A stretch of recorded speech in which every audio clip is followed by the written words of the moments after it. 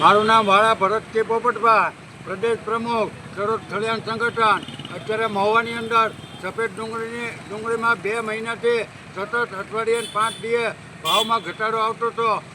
અઠવાડિયામાં ફરી 100-200 રૂપિયા ઘટાડી નાખે, વળી પાછા આંદોલન કેવું કાંઈક કરીએ એટલે પાછા 100-200 રૂપિયા વધી જાય. એટલે અમારે ના છૂટકે આજ સવારમાં આંદોલન કરવું પડ્યો અને આજે જબરજસ્ત પ્રમાણમાં અમરેલી, ગોંડ સોમનાથ, જૂનાગઢ અને વગેરે જિલ્લાના ખેડૂતો અને આગેવાનોએ હાજરી આપી અને આંદોલન કરી અને ડુંગળીની હરાજી છે એ સદંતર બંધ કરાવી. જ્યાં સુધી અમારો મુદ્દો ન પતે ત્યાં સુધી ડુંગળીની હરાજી 1 દી થાય કે અઠવાડિયું થાય ત્યાં સુધી પતવા દેવાની નથી. ખેડૂતોની સીધી જ વાત હતી કે અમારી ડુંગળી છે એ હવે 100 રૂપિયામાં વેચાય છે, એ 200 રૂપિયાથી લઈ 300 રૂપિયામાં માંગણી કરે એવી ખેડૂતોની માંગણી હતી.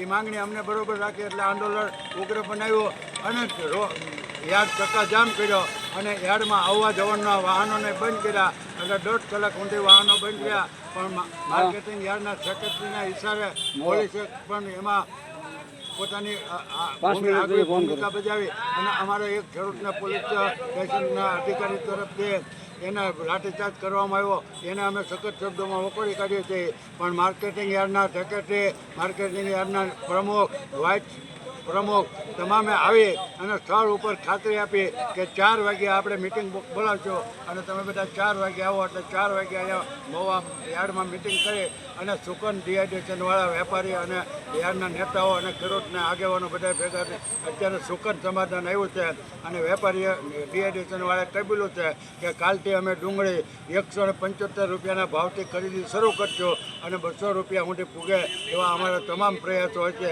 એટલે આજે આંદોલન છે એ અમે મુલતવી રાખી છે અને કાલની પરિસ્થિતિ પ્રમાણે શું થાય અને આગામી દિવસોમાં ક્યાંય ખેડૂતોને અન્યાય થઈ જાય તો અમારું આંદોલન તો શરૂ છે. જય હિન્દ, જય ભારત.